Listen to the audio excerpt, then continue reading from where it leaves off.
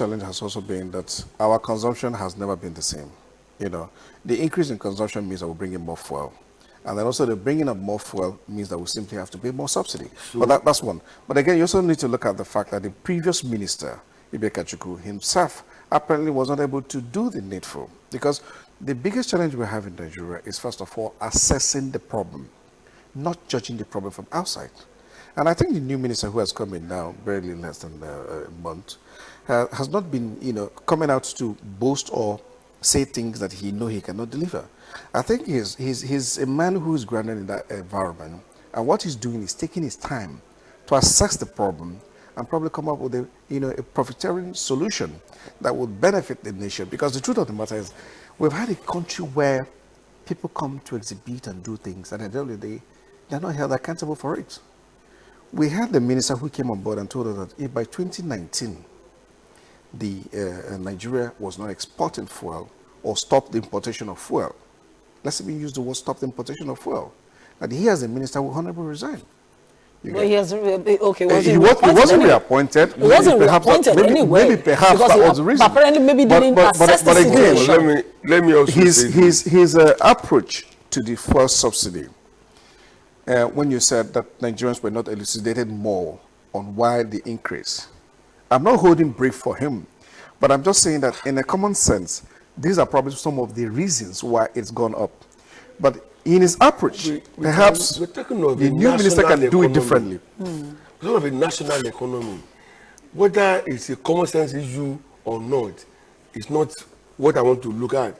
But the narrative is that we're expending so much money on subsidy, which I stand to be convinced why it should continue. I actually get you. I mean, let me give you an example of a farmer that has gari, raw gari, and wants to make eba. Instead of making a stove to work well, he went to give his neighbor maybe a kilo of gari in exchange for eba, which may come back to less than half a kilo or a quarter. Now, what is the wisdom in that? Instead of going to get a stove whereby he will convert his gari to eba. Now, comes to the question I want to ask you, Aare. Okay, he will also have gari eba to sell. No, but let's come to the question I want to ask you. Let me ask you guys a question before we turn this into a proper argument. The issue of having a refinery, we have a deficit when it comes to infrastructure. We have a lack of funds to even... Lack of funds? Yes. Lack of funds? Yes. You see? Okay, let me help out. Let me say for a fact. I will not agree to that. Oh, no, all right, hold on.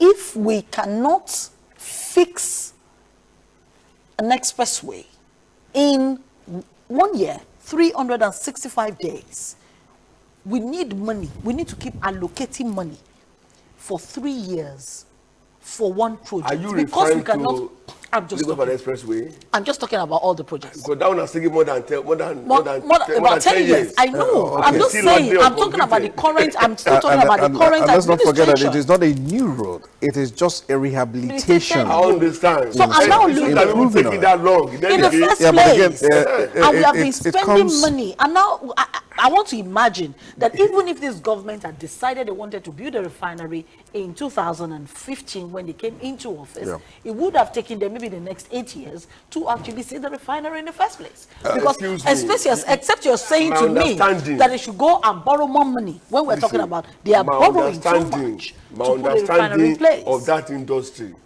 they are what we call modular refineries. They do not take that long to be designed. It's about money. Excuse me, wait. To be designed and be delivered. It is possible to get consortium.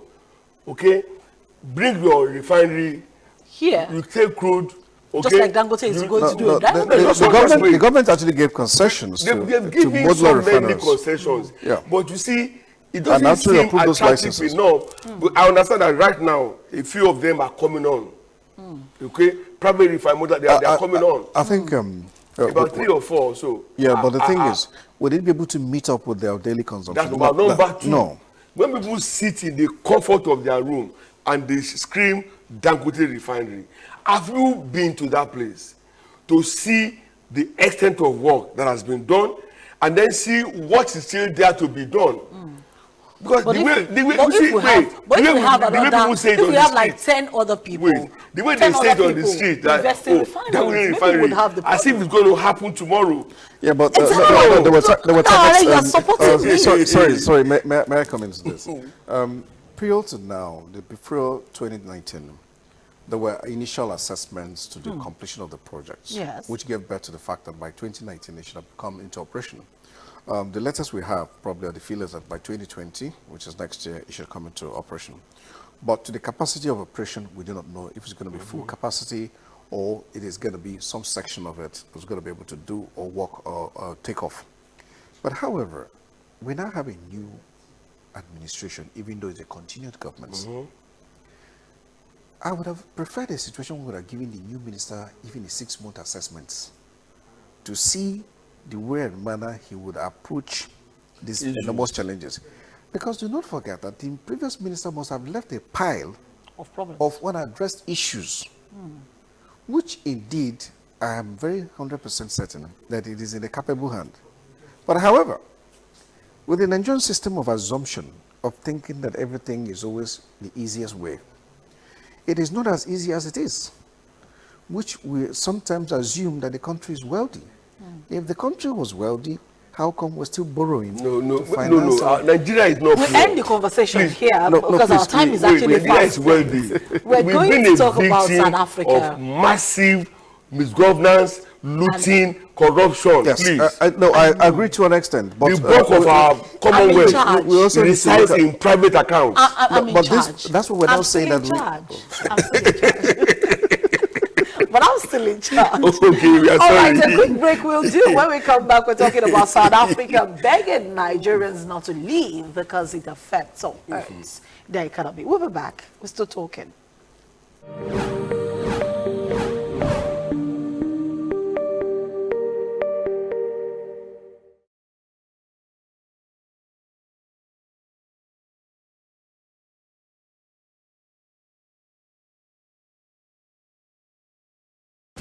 Everything we do in life has to do with what we intend to become. There are challenges and there are challenges. Join me every Thursday 9 p.m. to 9:30 p.m.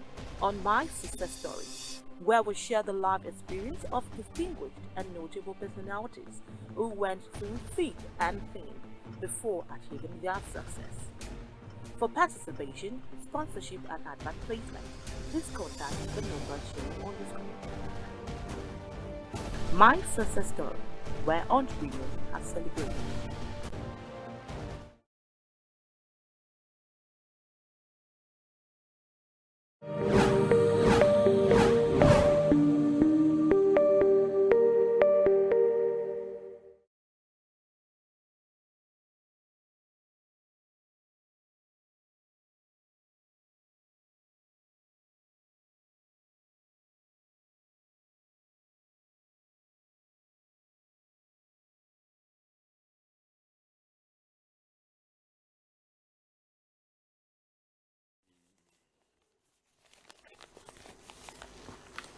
All right, welcome back to the Bumper Breakfast Show. Interesting picture on the front page of the Guardian newspaper this morning. I'm basically going to start with that picture. I have the South African political councillor. Remember yesterday we said South Africa is sending a special envoy to 7 countries, of which Nigeria was #1 on that list. Nigeria, Niger Republic, you had Zambia, and some other countries. The Republic of Congo was also there. Democratic Republic of Congo, and some other countries, of course, were on that list of countries that were really seriously affected by the xenophobic attacks. And of course, about a 5-man panel, visited Nigeria. They had a 4-man panel, meaning that there was only one woman there. The South African political councillor, Pat Sebidi, was part of that. She was the only woman on that list. They had their special advisor to the South African president, Dr. Kulu Mbata, was also there. Special envoy, South African special envoy, Jeff Radebe, was also there on that list. And lastly, they had a acting high commission now to Nigeria, of South Africa to Nigeria, as Bobby Moro was also there on that list. They paid a visit to President Muhammadu Buhari just yesterday. But, you know, ultimately, certain things that came out in that conversation, the South African president apologizes to Nigerians, first of all, for the xenophobic attacks on their citizens. And the apology was tendered to President Muhammadu Buhari in the State House by the special envoy, the two special envoy, addressing journalists after the closed-door meeting. The Nigerian president, Ramaphosa's special envoy, Jeff Radebe, said those incidents do not represent what we stand for as a constitutional democracy in South Africa. And the president has apologized for these events. Radebe, who blamed the untoward incident on the prevailing scourge of unemployment, poverty, and inequality in South Africa, said the development was beginning to impact negatively on the country's economy. Hence, the need for diplomatic intervention in order to stem the tide.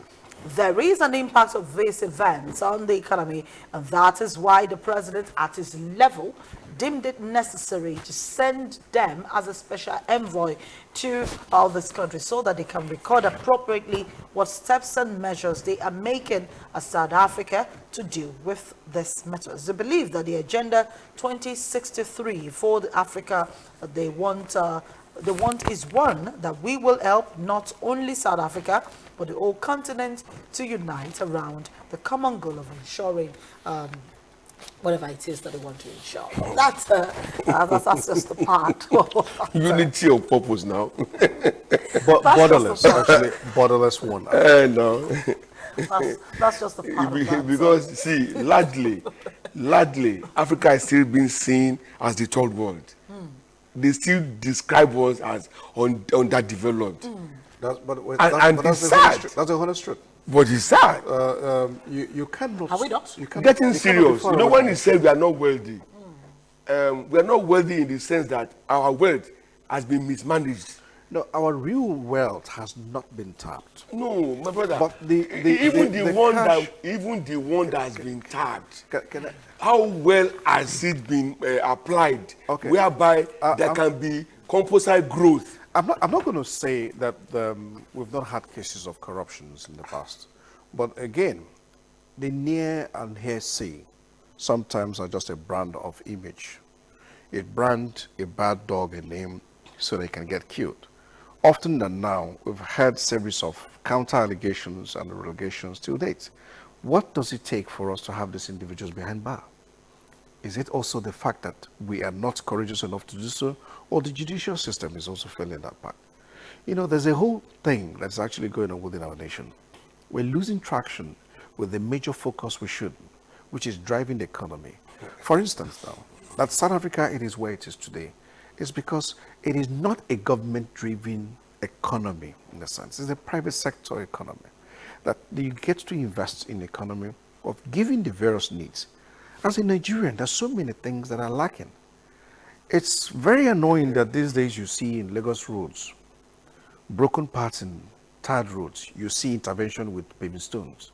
And I'm asking myself, where did we get to this level? Perhaps that's another very ugly incident we should be, talking about.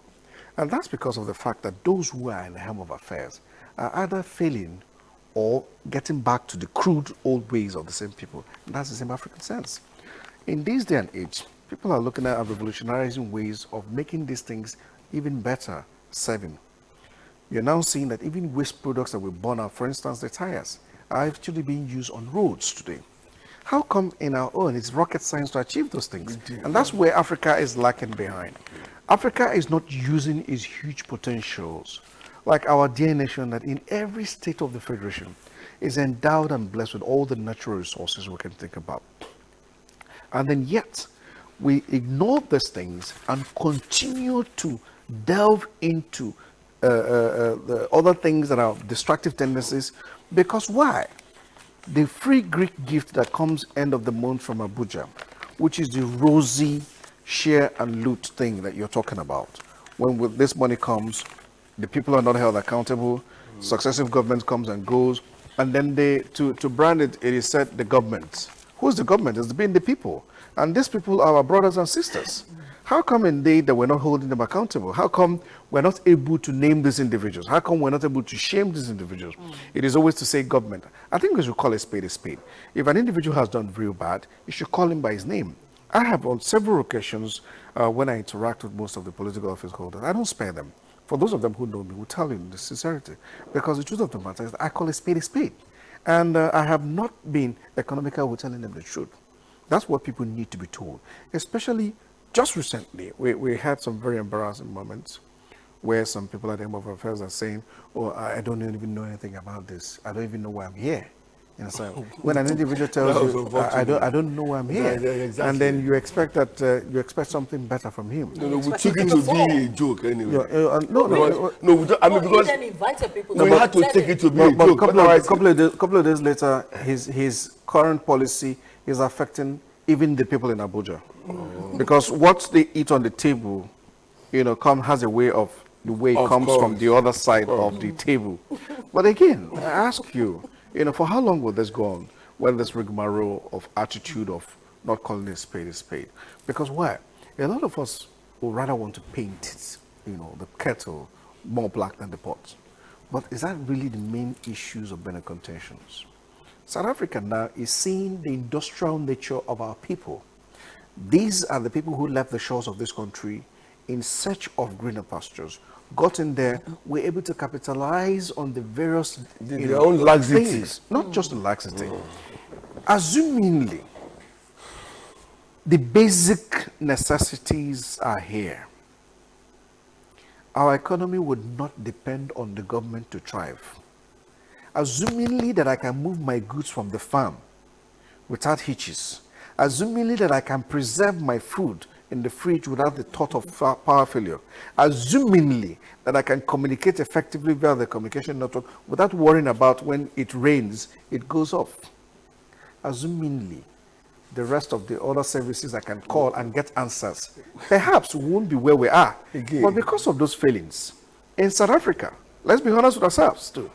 This is an economy where it's gotten to they pamper their citizens. So when you say they're lazy, yes, because there are certain benefits that the citizens get. We don't get here. So a lot of Nigerians who are thriving there are taking advantage of the society. In the first instance, it's not as if South Africa is safer than Nigeria. The crime rate in South Africa is even worse than in Nigeria. The death of people in crimes on daily basis is over about 50 to 60 people on daily basis. Outside the troubles we've had in the Northeast and a few other regions, we've never had it that bad in Nigeria, where people have been killed on daily basis that will now attribute them to only, or 30 people were killed only. 40 people were killed only. Costing it home. South Africa has seen the need for the people who make the economy, rock. You need the essential services of those at the lower cadres for you as an individual to function. If your office is not swept, there's no way you will work in that environment feeling good about it. If your AC is not serviced or fixed, there's no way you can work comfortably in those environments. And that is where Nigerians are playing those roles. So I want to take you back to something. Go ahead. You spoke glowingly of South African economy not being government dependent. The government that was there, the apartheid government in South Africa, developed the infrastructure that they're enjoying today. There has been no meaningful, and I mean it now, no meaningful efforts, to develop our own infrastructure. I mean, let's just leave the military period out of this conversation. Since 1999, so many trillions of naira has been thrown into power supply. Till date, half of Nigeria, they still grope in darkness. Yeah. Like some people say that we pay for darkness, not for power. When you see these things, but Dangote himself came on board to complain. Exactly. So when these things, it's disappointing that Egypt, wait now, in less than how many years, when these things happen, where do we go? It is not my duty to ensure that there is power in my house. For crying out loud, it's not my duty to tar the road to my house, or even water. It is not my duty to supply myself water. But what do we have? All of these things are there. For me, they are plagues. But okay, forget that these are where the government should be making money from. These are where they should, if they had done these things properly and very well, we won't be going back. From water, from roads. A lot of the roads that were done in the last 5 years, today they are bad. Those who signed the contracts, did they know that the texture of our land will demand some special type of construction or whatever? Because I think we've finally discovered that we need to start doing certain things. We must begin to grow Nigeria. Yeah. Have you noticed that the Solo road, the replacement that is being done on the Solo axis? I saw it. Did you notice it's concrete? Well, the thing is, yes, concrete. When these people said our departure, thing that has destroyed that road has always been the drain networks. But you see, the problem have those ones been fixed? No, the problem with the government most times is that it does not avail the opportunity of even voluntarism. There are so many project experts, as myself, who are willing to do Are you advertising? free services. I'm going to charge you. No, I'm just saying I will that charge it has you. come to where we need to bail our nation out. When we have seen that things are going wrong, we cannot continue to watch and see these infrastructures decay, and these are monies. You get. We've seen situations where the drains that are meant to take out water have become clogs where it is a collector. It doesn't take water, it doesn't drain, it's actually a collector. So it collects the water, filters the water away, and then leaves the sand. And that's why the issue of the silting now is one of the priorities of the Lagos State government. I praise him for that. But what is the cost of the silt settlements? You need to address it first. And that's where the issue of allowing experts to come in. It is not every expert. I've actually on several forums, even some of the Alausa forums that I'm a member, made these comments.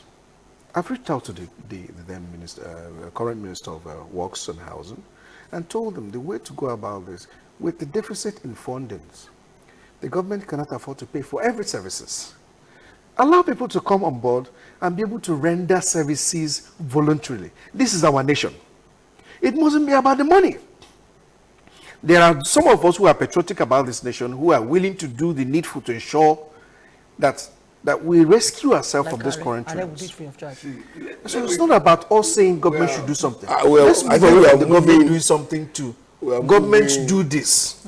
You see, we are moving away from what I say should be like being our focus, in the sense that what is that thing that will make a Nigerian that has been here helpless, unproductive, to land in South Africa and then find its bearing and make good and prosper? It's the system, enabling environment. But Aare, I have an answer to that question. Nigerians We're not lazy people. We're not, but Nigerians creative people, would rather innovative, hardworking people. Go to South Africa. A Nigerian graduate would rather live here and go to South Africa and become a waitress or a waiter or a club security. I've not had cause to leave Nigeria and slave out anywhere. Okay, no matter how rough it has been. Nigerians are doing Listen, when you see me traveling, you said I'm going for a seminar or a workshop, and I will go and I will come back outside of my years as students abroad. Okay, and there are many like me who love Nigeria and they're to give their best to Nigeria. And they always come back. The question is this: where are the platforms?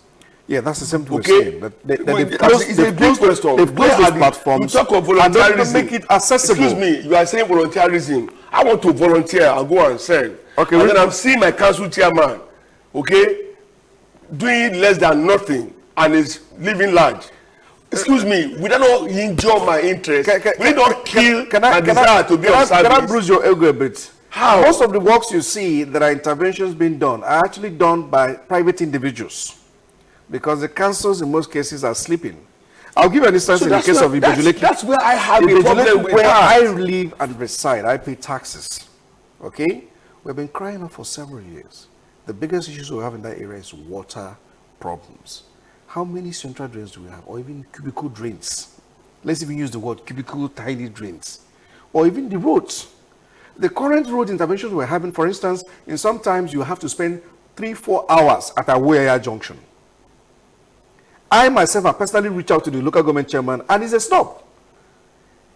They always tell you there's no funds for it. The last intervention was done by a private estate You know, even at that, they went to the local government to invite them to come. None of the local government staffs made themselves available. Of course, I had to stop and call in some policemen to be able to support them to clear the security, to clear the traffic, because some people were driving against the traffic and were creating more chaos. So I had to call in some few friends who were able to make some policemen available, and of course with the help of the RRS. So they were able to bring in some normalcy. The same thing in Shogote, though. I basically had to sit down with the council chairman, and then he told me some of the challenges they're having. You know, There's a fund. Outside the fund, in most cases, for instance, even the funds that they get, how judiciously in this case, you know, in this case, do not forget that most of the local governments IGR are very low, and as such, they will depend on the state allocation and federal. Even their location. Even their location. No, but I can tell you, some of them are a bit prudent. But in the case of we do not have a single third street road. So, you can boast of street road in your own area. No, where I stay, I don't have any. Where I stay, we, the people, are responsible for using paving stone, please, to make the road passable.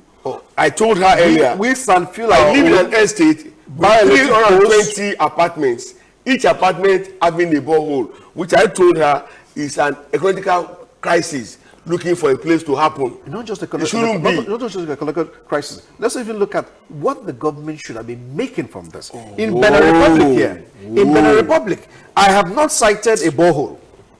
Every household you go to has an electronic metered water. In fact, I did not even cite pumping machines. The water goes upstairs. You know, some few occasions that I've spent in Benin that I had to go around, and then you ask yourself, is this rocket science? How come we're not able to replicate same here? So it goes back to show we can make money from water. Yes, we can actually make money. I will not paying. See, some people are paying through they're paying with their blood for power, which they are not getting. But some are also wasting it too. Address the attitude of Nigerians who are enjoying water and are not paying for it. Excuse me. Because it is onus on the government to do the needful. You will not take it to What about the waste? I refuse to take it that way. Listen to me. The same way deliberately they are hoarding electricity meters. It is being hoarded as if it's a big deal. No, I think recently they now to come out and to make sure that everybody that is connected to the national grid has meter. It's a big deal. I had paid 50K at the beginning of these things. It took a while. The thing finally came. Those who didn't pay then, they said, okay, they're giving them for free. That regime also went. Now it's another story. Policy cannot be formulated and then be seen through to work. But it's unfortunate. This is one place where the same way rules and regulations are obeyed in the breach. I mean, we cannot continue doing things the same way and expect a change. But again, it comes with the citizenship demands. So you and I can start up this same thing. We are the change that we want. Those like in our neighbors. For instance, now, in the course of these discussions that I mentioned about voluntarism, the minister actually said, "Go ahead, and then let's see if we can, have some discussion about it, and then perhaps implement this." But again, you look at an average day of the minister, he's always up in there, because in the attitudinal thing of Nigeria, if the minister does not get to a particular place, that thing does not move. In fact, there's even a joke now that if you want to have steady power now, just call the people in charge and say, you cited a motorcade of the minister. Now maybe things will get like the people of the president, his people of hometowns told him, and it's only when he's around that they get power. So it shows that this eye service thing that means when the president is going to Daura, the chief of staff if you know anybody in Abeokuta, I tell them to put on the light too. If you know anybody in Abeokuta, particularly in Onikolobo area, when Dimitri Bankole was the Speaker of the House, they had power. Whenever he came home, there was power. Good power. If he was going to spend a month, there would be uninterruptible power supply. So where was power coming from? And what was the source of that power? Was it from the Toban or from solar? Let me shock you. That when they have power, the rest of us who were living in Elega and in Tab and Okegbenyi and all, there would be no power. So we go to our friend's house. Really, it's a I used to have a situation. friend, my hairdresser used to be in Onikolobo. So I used to go there to charge my phone when I don't charge in the So office. can you imagine? I had friends who were But staying again, there. I think it is no longer what we used to have it before. We have a government now. It's a lot better. Yeah, There's been an we have improvement. a Oh, there's government been an now. improvement. There has been, talking about power supply, there's been massive improvement. We are not there yet. But again, we need But to how look do at. you get the government to now make the people responsive to pay for what they are? I'm telling you, But I've told for you a something. fact, Aare, hold on. People- For a fact, people are enjoying. You know, you don't see water. I'm let telling me you tell that some you, in people my enjoy estate, water. What about But light? no, not paying In for my it. estate. Nigerians and the habit of wastage of light. You Of you absolutely what? see Wastage of light. those that Not you Because they are anymore. not- because When no, you no, no, have- because they don't it have still- the it still postpaid happens. meter. They have When the you postpaid have a meter. prepaid meter, You know, the only way to know that you Yeah, have light well, you have is, a- Aare, they don't is have a it- is it- prepaid meter. They have a postpaid meter. you why know, don't they give them prepaid meter for So crying that out they loud? can- Why is it a big to give them prepaid Simple. meter? but you don't forget that this is the only nation where to determine that you have light, the light bulbs must be on. And then the light bulbs that are on are heavy light bulbs, Bulbs, that are sometimes not the 200 power, watts. not the energy saving Can you ones. imagine what 200 watts and Not the energy being on saving for an ones. hour is? And But you see- anyway, guys, we need to go. We need to go. As we begin to consume, I need you guys to answer my question. We talked about the issue of tax, Aare, and we talked about having government capture the people who are not paying What are you tax doing, yes? into the system. We talk about water not being available, but I'm telling you that I enjoy water in my house, which means that some people like Courtesy me, of the water corporation. courtesy of the water corporation, I have a borehole that I'm not using. That's what I'm telling you. I don't use my borehole. Lucky you. And I'm saying that there are some people I haven't know. heard of a pipe. What did I tell you? No, I No, there's no pipe around my area. I But didn't, anyway. I didn't grow up with water. No. Maybe when you guys were growing up, you guys grew up with water corporation. At the Jew, Can you at the imagine? Jew in the 80s, late 80s, we had uninterrupted water. That's so you grew And, up with water. it was So the please most allow me to precious, enjoy. No, but hold if on. you allow me to use that word, Alex, the best water allow you can me have. to enjoy my water now. I didn't grow up with water. Oh, okay. I grew up. So it's turn by turn, right? Yes, it's turn by That's probably turn. the reason why It's we don't have our people out there. It's my turn now. But really, how Telling do them, you now enjoy? And even the few who are paying, who are enjoying water, get to pay for the water. I have told you. We have so there are much laxity in the system. Why don't they meter them? When they brought prepaid meter, They of just the go there metering and cut system. the pipe. No, That's what when they they do. brought No, prepaid if metering you- system, now, the picture changed. No, if again. I don't pay, there will no power in my house. Simple and I should straightforward. mention one thing that's critical, which is also people disobeying the law.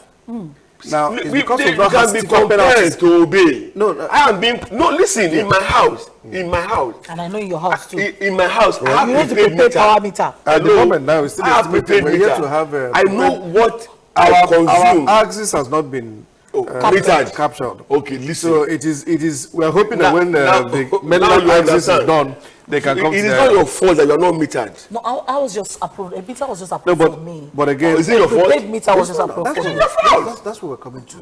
You're also looking at, are the meters that are available, is it enough to go around? No, How are they many giving years it out? will it take to meter Are the they people? giving it out? No, they said now that are giving, but they're doing batch by batch. Okay. We have 57 Are you local being government and sarcastic? LCD in Lagos State. Okay. We don't know how long it will take to get to Ibejuleki. But I tell the rule of Ibejuleki, let's be patient.